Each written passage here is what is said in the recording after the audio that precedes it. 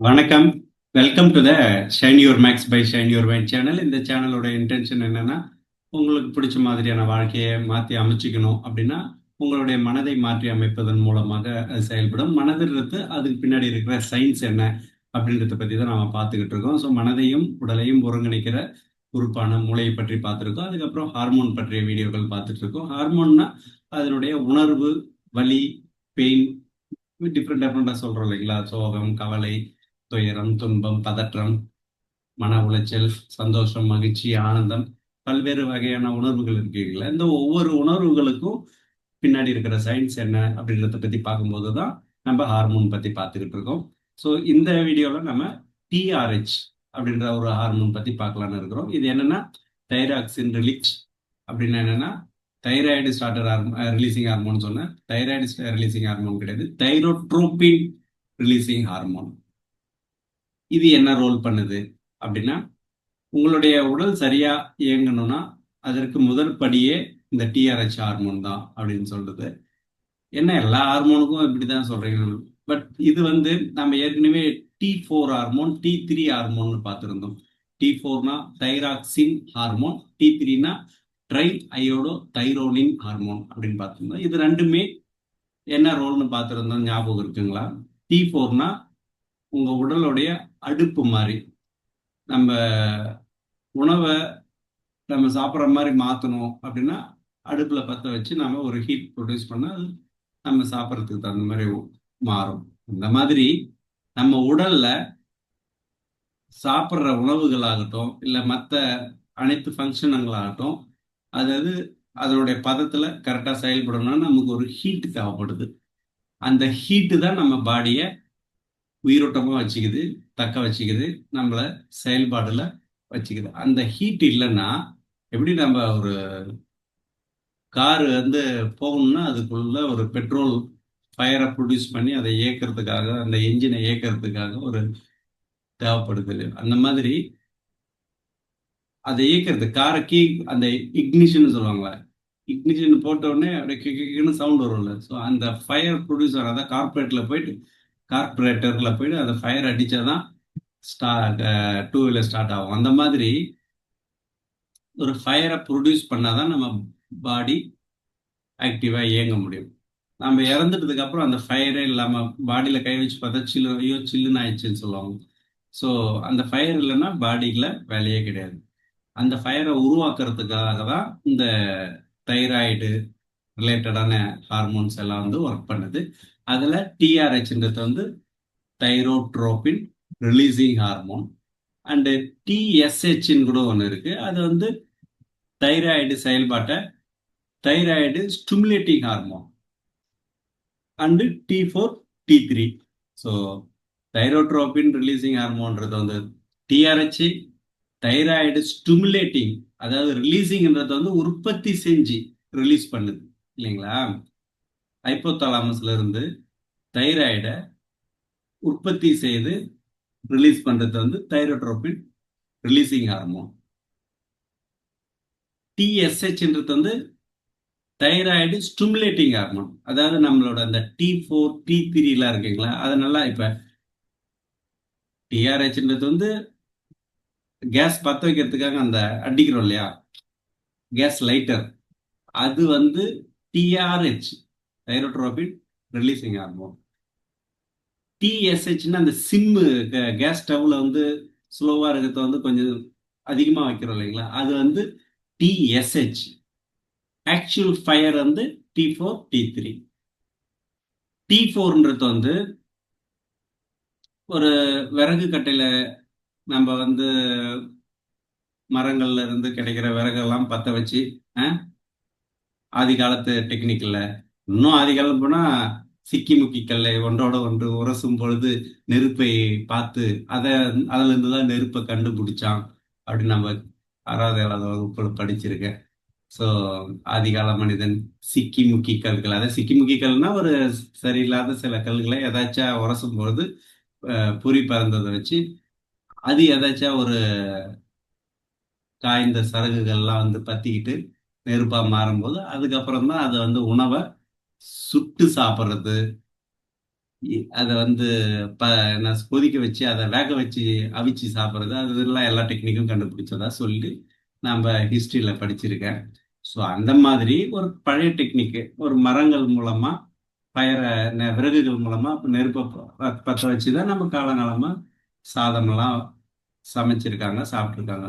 இப்போ ரீசெண்டாக ஒரு 40-50 இயர்ஸில் வந்து கேஸ் ஸ்டவ்லாம் வந்து யூஸ் பண்ணி நம்ம இன்னைக்கு ஓவன் ஏகப்பட்ட விஷயங்கள் மைக்ரோ ஓவன்ல இருந்து ஏகப்பட்ட ஓவன்லாம் வந்துருச்சு. அது வேற வேற முறையில வந்து வேக வச்சு சுட வச்சு அவிச்சு சாப்பிட்றதுக்கெல்லாம் டெக்னிக் வந்துருச்சு. இந்த கதையெல்லாம் எது சும்மா உபேத்தத்துக்காக சொல்லலை. T4ன்றது வந்து ஒரு ரா ஃபார்ம், ஒரு விறகு அடுப்பு வச்சு பற்ற வச்சு ஹீட்டு ப்ரொடியூஸ் பண்ற மாதிரி. T3ன்றது வந்து லேட்டஸ்ட் வெர்ஷன்.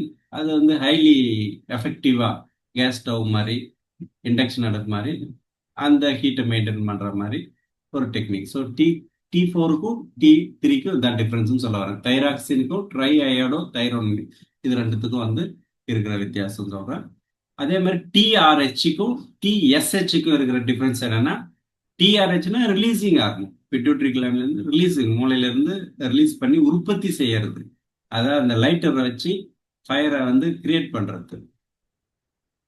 TSHனா சிம்ம வந்து சிம்மில் இருக்கிற ஸ்பீடு, அதாவது குறைவான ஃபயர்ல இருக்கிறது, அந்த விறகு கால அடுப்புல இருக்கிறத விட குயிக்கா ஒரு 5 நிமிஷத்துல குக்கர் வச்சு வேக வச்சு சமைச்சு எடுத்துருவாங்களா, அந்த மாதிரி குயிக்கா ரெடி பண்றது வந்து T3. கொஞ்சம் அதிகாலமா இருந்தாலும் ஸ்லோ ப்ராசஸில் இருக்கிறதுன்றது கொஞ்சம் பொட்டென்ஷியல் கம்பேர்ட் டு T3யோட கொஞ்சம் கம்மியாக இருக்கும் T4. ஸோ சேம் செயல்பாடு தான், ரெண்டுமே அடுப்பு தான், ரெண்டுமே ஹீட்டை ப்ரொடியூஸ் பண்ணுறது தான். பட் எஃபெக்டிவாக வேலை செய்யணும்னா T3, கன்சிஸ்டண்ட்டாக ரொம்ப லாங் டைமுக்கு மெயின்டைன் ஆகணும்னா T4. இந்த 4 வகையான தைராய்டு ரிலேட்டடான ஹார்மோன் பற்றி சொல்லிட்டேன். ஸோ இதில் வந்து டிஆர்ஹெச் பற்றி பார்ப்போம். டிஆர்ஹெச் எதுக்கெல்லாம் செயல்படுது அப்படின்னா, ஹைப்போதலாமஸ்ல இருந்து சுரக்கிறது, பிட்யூட்டரி சுரப்பியை தூண்டுகிறது, அதான் டிஎஸ்ஹெச். பிட்யூட்டரி சுரப்பியை தூண்டி தான் நல்லா வந்து T3 T4 T3லாம் வெளியே வர்றதுக்கு உதவுது. இது டிஎஸ்ஹெச். டிஆர்ஹெச்ன்றது வந்து ஹைப்போதலாமஸ்ல இருந்து, அதாவது ஆதியில இருந்து சுரக்கிறது, அதை உருவாக்குறது. ஹைப்போதலாமஸ்ல வந்து லைட்டர் அடிக்கிறது, பிட்யூட்டரி சுரப்பில வந்து ஃபயர் வர்றது. ஸோ ஃபயரோட வேறுபாடு வந்து கொஞ்சம் ஸ்லோவா ஹெவியா அப்படின்றது வந்து T4 and T3. So thyroid ஹார்மோன்களை உடல் செயல்பாடுகளை கட்டுப்படுத்துகிறது. இந்த 4 பகுதி வந்து பேராதைராய்டு ஹார்மோன் சொல்லுவாங்க, பிடிஹெச்னு சொல்லுவாங்க. இந்த பகுதியில் தான் தைராய்டு இருக்கு. இது ஃபுல்லாவே தைராய்டு. ஸோ இன்னும் வந்து ஒரு ஏஐ மூலயமா ரெடி பண்ணுறதுன்னா இது கொஞ்சம் அக்யூரேட்டாக இருக்காது, பட் ஒரு எஃபெக்டிவாக இந்த ஏரியாவில் தான் வந்து தைராய்டு இருக்கிற இடம் அப்படின்றது தான் காமிக்கிறது. ஸோ டிஆர்ஹெச் குறைஞ்சா என்ன ஆகும் அப்படின்னா, உடல் சோர்வு, ஆற்றல் குறைவு, உடல் எடை அதிகரித்தல். தைராய்டு ப்ராப்ளம் இருக்கிறவங்க பெரும்பாலும் பார்த்தீங்கன்னா தேவையில்லாத உடல் எடை அதிகரிச்சுக்கிட்டே போகும். முடி உதிர்தல் ஒரு பொதுவான அறிகுறி. சுவாசங்கள் வந்து பிரீத்திங் ப்ராப்ளம் வரலாம், சுவாச கஷ்டங்கள் ஏற்படலாம், மூச்சு பிரச்சனைகள் ஏற்படும். ஸோ பழக்கங்கள் டிஆர்ஹெச்சை எப்படி பாதிக்கிறது? மன அழுத்தம், அதிக மன அழுத்தம் இருந்தது கண்டினியூஸா வச்சுக்கிட்டே இருந்தீங்கன்னா என்ன சொல்றது, இந்த டிஆர்ஹெச் வந்து சுரக்கிறது வந்து கம்மியாகும். ஸோ டிஆர்ஹெச்னா தைரோட்ரோபின் ரிலீசிங் ஹார்மோன். ஸோ தூக்கமின்மை, போதுமான தூக்கம் இல்லாமல் இருந்தாலும் இந்த ஹார்மோன் பாதிக்கப்படும். ஜங்க் ஃபுட்டு, சரியான ஊட்டச்சத்து இல்லாத உணவுகள், ருசிக்காக பார்த்துக்கிட்டு அதை தம்பி வச்சிருக்காப்புல பாருங்க, பீஸா பர்கரு அந்த மாதிரி ஏதாவது சாப்பிட்டுட்டு இருக்கும்போது உங்களுக்கு வந்து ஒரு ஃபாஸ்ட் ஃபுட் உணவுகள்லாம் வந்து டிஆர்ஹெச் சுரக்கிறதுக்கு வந்து சப்போர்ட் பண்ணாது. ஸோ டிஆர்ஹெச் ஹார்மோன் சரி செய்ய எளிய வழிகள் என்னென்னா, அமைதியாக சாப்பிடணும், சாந்தமான உணவு சாப்பிடணும். பாருங்க எவ்வளோ அழகா ஃபேஸ் வந்து அதை அப்படியே உணர்ந்து ருசிச்சு சாப்பிட்றதுக்கு ட்ரை பண்றாரு பாருங்க. அயோடின் நிறைந்த உணவு சாப்பிடும், உப்பு, மீன் போன்றவற்றை சாப்பிடணும். கடல் மீன் உணவுகள் இருந்ததுன்னா எல்லாமே சேர்ந்து வந்துடும். ஸோ போதுமான தூக்கம், நல்ல தூக்கம் அவசியம். தினசரி தியானம் பண்ணணும். மன அழுத்தத்தை குறைக்க தியானம் செய்யணும்.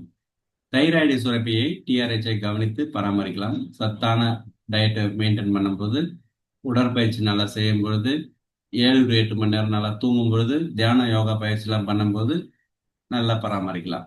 ஸோ உடல் சக்தி டிஆர்ஹெச்சின் ரகசியம்.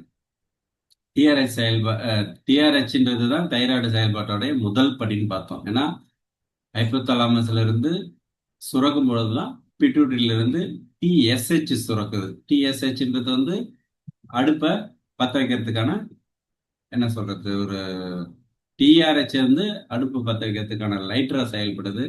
டிஎஸ்ஹெச் வந்து அந்த ஃப்ளேமை உருவாக்குது. அந்த ஃப்ளேம் வந்து ரெண்டு விதமா வச்சுக்கலாம். என்னன்னா T4 வச்சுக்கலாம், T3 வச்சுக்கலாம். T4னா சிம்ல வைக்கிற மாதிரி, T3னா நல்லா ஃபுல் ஃப்ளேம்ல வைக்கிற மாதிரி. ஸோ இந்த வேறுபாடு ஒரு ஒரு ஒரு புரிதலுக்காக தான் சொல்றேன். இது சயின்ஸ் புக்ல இல்லை. ஸோ உங்களுக்கு ஜஸ்ட் சும்மா புரியறதுக்காக சொல்றேன். ஸோ உடல் ஆற்றலை இயக்கும் முக்கிய ஹார்மோன். எப்படி உடல் ஆற்றலை இயக்குதுன்னா, நாம ஒரு குழம்பு வைக்கிறோம்னு வச்சுக்கோங்க, இல்லை சாம்பார் வைக்கிறோம்னு வச்சுக்கோங்க, நிறைய காய்கறி போடுறோம், மஞ்சத்தூள் போடுறோம், உப்பு போடுறோம், அஸ்பகந்தாவா, பெருங்காயம் போடுறோம், புளி போடுறோம், நிறைய ஐட்டம் எல்லாம் போட்டு வதக்கின காய்கறிகள் எல்லாம் போடுறோம். இதெல்லாம் போட்டுட்டு அப்படியே வச்சுட்டா என்ன ஆகும்? 10 நாள் ஆனாலும் அது வேற ஃபார்முக்கு போயிடும். ஆனா 10 நிமிஷம் ஆனாலும் குக்கரை போட்டு மூடினோம்னா சாப்பிட்ற டேஸ்டான உணவா மாறிடும். அந்த மாதிரி இது எல்லாமே அடுப்போட ரிலேட் ஆகுதுல்ல அழகா. அந்த மாதிரி இந்த டிஆர்ஹெச் நாம பயன்படுத்தும் போது அது டிஎஸ்ஹெச்சுக்கு சிக்னல் கொடுத்து, அதாவது லைட்டர் அடிக்கும் போது அந்த பர்னர்ல இருந்து ஃப்ளேம் வருது இல்லையா, அந்த பர்னர் தான் வந்து என்னது டிஎஸ்ஹெச்ன்னு கற்பனை பண்ணிக்கோங்க. லைட்டர் வந்து டிஆர்ஹெச், தைரோட்ரோபின் ரிலீசிங் ஹார்மோன். டிஆர்ஹெச்ன்றது லைட்டர், டிஎஸ்ஹெச்ன்றது வந்து தைராய்டு ஸ்டிமுலேட்டிங் ஹார்மோன், பர்னர். ஓகேவா?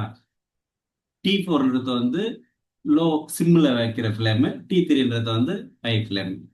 சிம்பிள். எனக்கு ஈஸியா புரிஞ்சிச்சு. உங்களுக்கு புரிஞ்சிச்சா என்னன்னு தெரியல. ஸோ இந்த மாதிரி நீங்க வந்து கற்பனை பண்ணிக்கிட்டீங்கன்னு வச்சுக்கோங்களேன். அது இதெல்லாம் எதுக்கு பண்றோம்? மேல இருக்கிற சாம்பாரோ குழம்போ இல்லை ரைஸோ பிரியாணியோ, அது வந்து கண்டமேடி கண்டதை வேற வேற கலர்ல எல்லாத்தையும் சேர்ப்போம். ஆனா அது எல்லாம் வந்து ஃபைனல் அவுட்புட்டா என்ன வரும்? அழகா சாப்பிட்ற பரிமாறுற ஒரு உணவா மாறும். அந்த மாதிரி தான் நம்ம உடலுக்குள்ள போடுற உணவா இருந்தாலும், நான் சாப்பிட்ற எடுத்துக்கிற உணவா இருந்தாலும், டோட்டல் ப்ராசஸ், ஹார்ட், லிவர் எல்லாமே ஃபங்க்ஷன் ஆகணும்னாலும் நமக்கு ஒரு ஹீட் வந்து மெயின்டைன் ஆகணும். அந்த ஹீட் மெயின்டைன் ஆனாதான் நம்மளுடைய டோட்டல் பாடி மெட்டபாலிசம் நடக்கும். நம்ம சாப்பாடு வந்து எப்படி அரிசி வந்து சோறா மாறுதோ, அந்த மாதிரி பச்சை காய்கறிகள் வந்து சாப்பிட்றதுக்கு டேஸ்டா மாறுதோ, அந்த மாதிரி நாம அதுக்கப்புறம் நம்ம சாப்பிட்டதுக்கு அப்புறம் நம்ம உடலுக்குள்ள போயிட்டு அது வந்து மினரல்ஸ் ஆகும், விட்டமின்ஸ் ஆகும், புரோட்டீன் ஆகும், ஃபைபர் ஆகும், கார்போஹைட்ரேட் ஆகும், குளுக்கோஸ் ஆகும், கன்வெர்ட் ஆகணும் இல்லையா? ஸோ அதுக்கு பேர் தான் என்ன சொல்றது, மெட்டபாலிக் ஆக்டிவிட்டின்னு சொல்லுவாங்க. ஸோ அந்த மெட்டபாலிக் ஆக்டிவிட்டியை நம்ம எப்படி காய்கறி, அரிசி அது இதுன்னு போட்டால் ஒரு வெஜ் பிரியாணி வந்து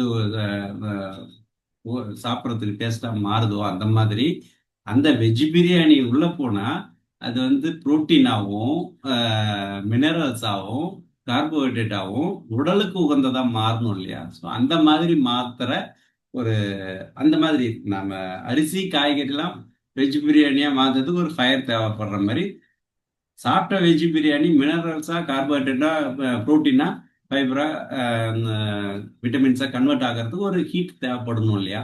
அந்த ஹீட்டை கொடுக்கறதுக்காக தான் நம்மளுடைய டிஆர்ஹெச், டிஎஸ்ஹெச், T4, T3 இந்த நாளும் தேவைப்படுது. சூப்பரா ஐ ஃபீல் கன்வின்ஸ். ஏன்னா எனக்கு இது இந்த மாதிரி சொன்ன விதம் எனக்கு பிடிச்சது. ஆக்சுவலி நாம மற்றவங்களுக்கு சொல்லி கொடுக்கும்போது திரும்ப நாம ஒரு வாட்டி அதை நினைவுபடுத்தி படிச்சுக்கிற வாய்ப்பு கிடைக்குதுன்னு சொல்லுவாங்க. திருக்குறள் கற்றவை கற்ற பின்னிற்கு அதற்கு தகனதோ, அந்த மாதிரி நாம கத்துக்கினத மத்தவங்களுக்கு சொல்லிக் கொடுக்கும் பொழுது நாம இன்னும் ஸ்ட்ராங்கா செகண்ட் ஆட்டி நாமளே கத்துக்கின மாதிரி ஒரு சூழ்நிலை அமையும்னு சொல்லுவாங்க. ஸோ அதுதான் எனக்கு இப்ப அமைஞ்சதா நான் நினைக்கிறேன். ஸோ வெறுமனே தைராக்சின், டிஎஸ்ஹெச், T4, T3 அப்படிதான் படிச்சிருக்கேன். பட் இதை வந்து சிம்பிளா ஒரு அடுப்பு, வெஜ் பிரியாணி, அது உள்ள போனா விட்டமின் மினரல்ஸ் கன்வெர்ட் ஆகிறதுக்கு எப்படி காய்கறி வெஜ் பிரியாணியா மாறுறதுக்கு ஒரு ஹீட் தேவைப்படுதோ, ஃப்ரம் லைட்டர்ல இருந்து, பர்னர்ல இருந்து டு ஃப்ளேம் வரைக்கும், சிம் டு ஹை ஃப்ளேம் வரைக்கும், இந்த 4 ஐட்டம் தான். TARH, TSH, T4, T3. And after that biryani. அது உள்ள போனா நமக்கு வந்து விட்டமின் மினரல்ஸா வேணும்னா இந்த ஃபயர் நமக்கு வேணும்ன்றத சிம்பிளா புரிஞ்சுக்கலாம். இது தடைப்படும் பொழுது என்னென்னலாம் பிரச்சனை வரும் பாருங்க. நம்ம வெறும் அரிசியாவும் அப்படியே பாதி வெந்து வேகாத மாதிரியும் சாப்பிட்டா என்ன ஆகும் உடம்பு? அந்த மாதிரி தான். ஸோ இந்த ஹார்மோன்லாம் குறையும் பொழுது உடம்பு பாதி வெந்து வேகாத மாதிரி எல்லா ஏரியாவும் கொலாப்ஸ் ஆகும். அதனால உடம்பு போடும், வீங்கும், வீக்கம் வரும். அதனால உடம்பு போகும், எடை அதிகரிக்கும். இவ்வளோ மாதிரி ப்ராப்ளம்லாம் இருக்கு. ஸோ இதை நீங்க வந்து மெயின்டைன் பண்ணிக்கணும் கரெக்டா அப்படின்னா உங்களுடைய பழக்கங்களை மாற்றி இந்த ஹார்மோனுடைய சுரப்பை சீரமைச்சிக்கலாம்.